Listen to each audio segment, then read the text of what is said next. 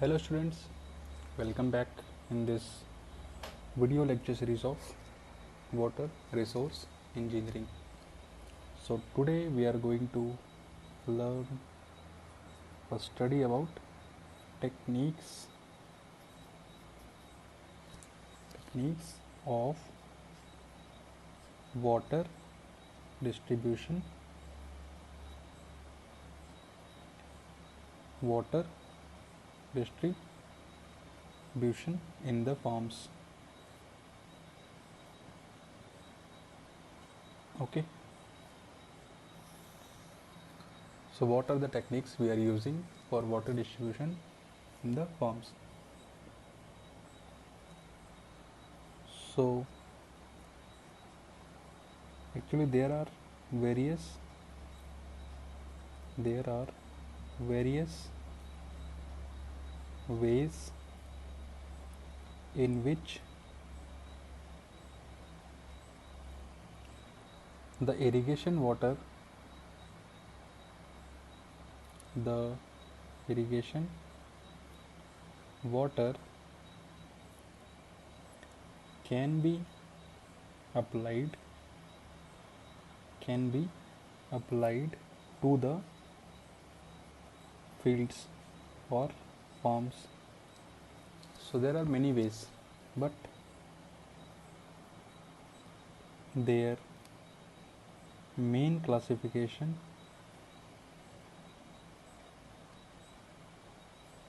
main classification is as follows.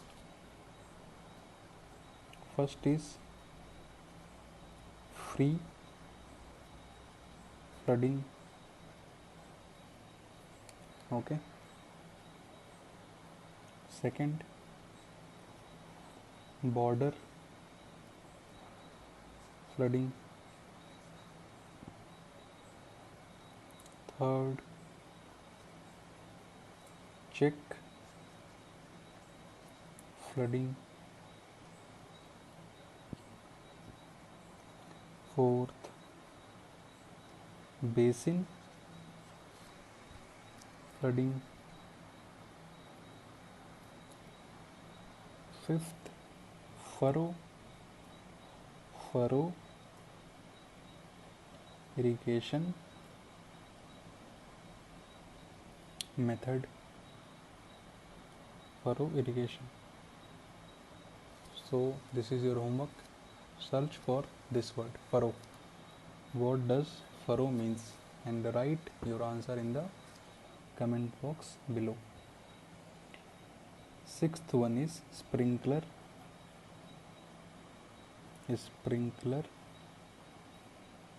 irrigation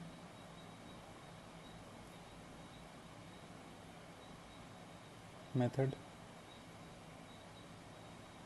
and the last one is drip irrigation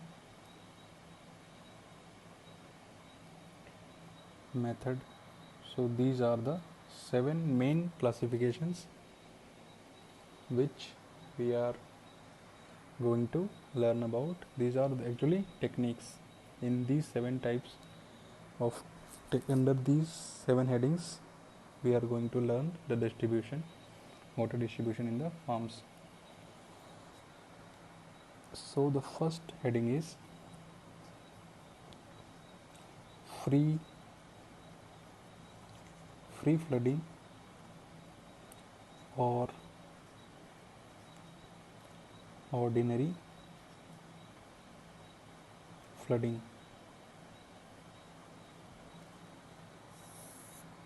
So these all things you might have seen if you have been to villages or you have seen some agriculture. So these things you have seen, this is nothing new, but these are the technical terms. When I will discuss, you will get to know that you have seen all these things. So what we are doing here, what is the name suggesting? Free flooding. We are flooding the water, we are flooding the field actually, and that flooding is not controlled, it is free. We are just We have just what? We have flooded the field in which we are growing our crops. So write down in this method, ditches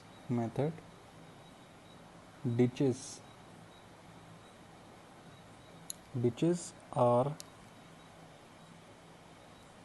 excavated. First we are excavating the ditches. Where this is going to happen? In the field, because we are everything. Why we are learning this? So that we can make the water reach the fields. So after excavating, they may be either on the contour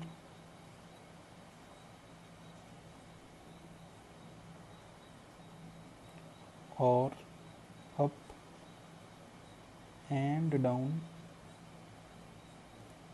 the slope.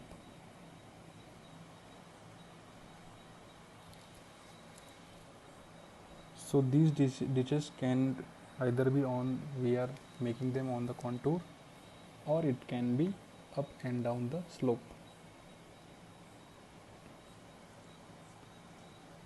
So what is going to happen next? Water from these ditches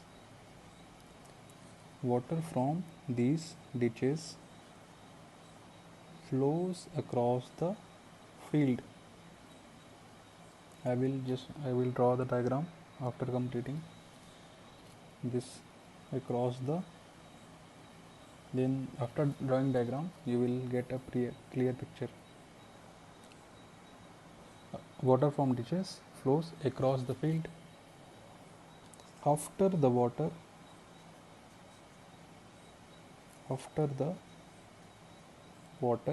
leaves the ditches,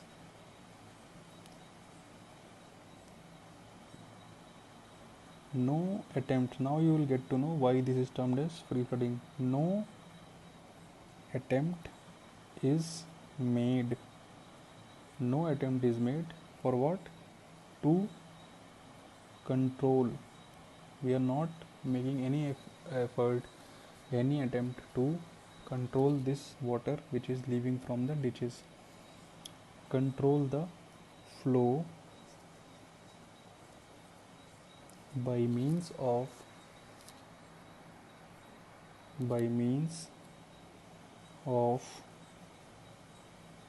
levees, etc. So since the movement of water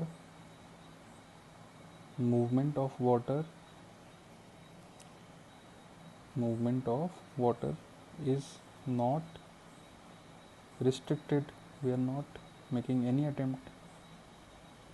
That means water movement is not restricted. It is sometimes called wild flooding.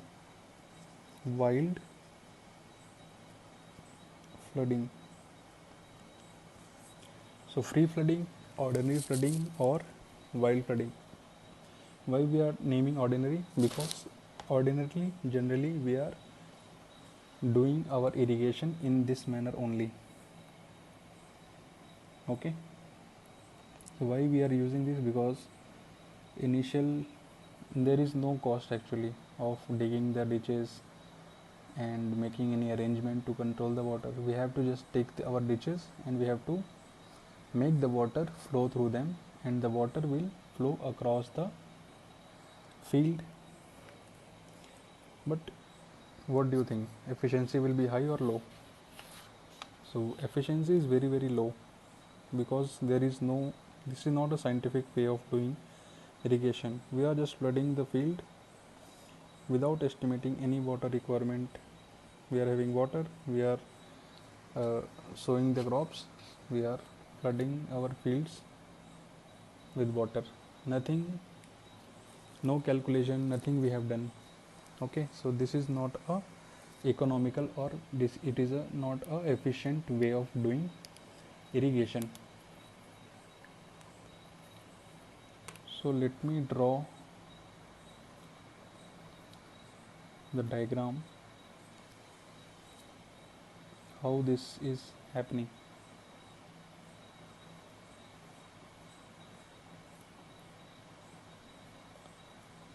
So this is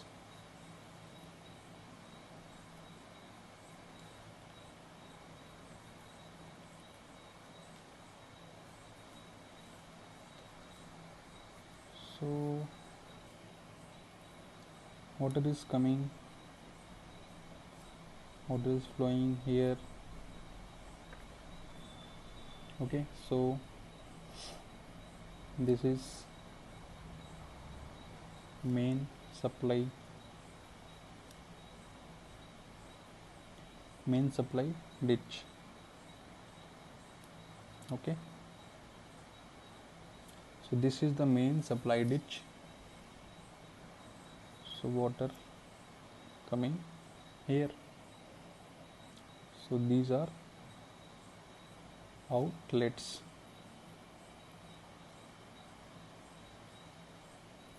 Okay,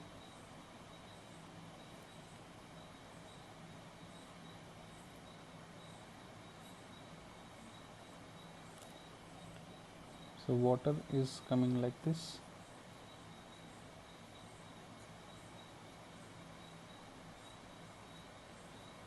So from these outlets, these are the outlets. Same here also. So this pattern is repeated throughout the field. Okay, what we have done, we have just taken the water and we have flooded field with these type of outlets. So this is main supply ditch and this is subsidiary ditch. Okay,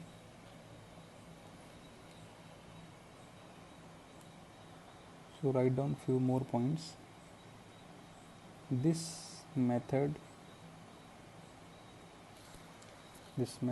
is most suitable for close growing crops, etc., particularly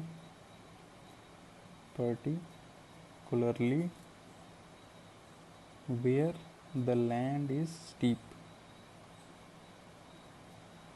Okay, if the land is steep and the crops which are to be grown are close growing crops.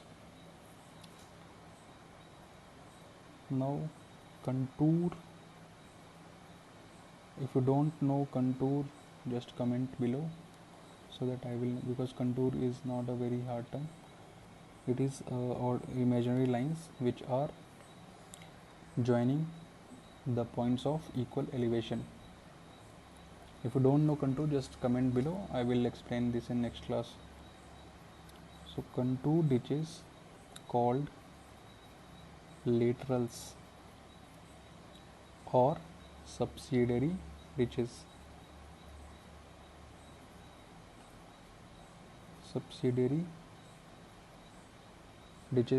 These are subsidiary ditches.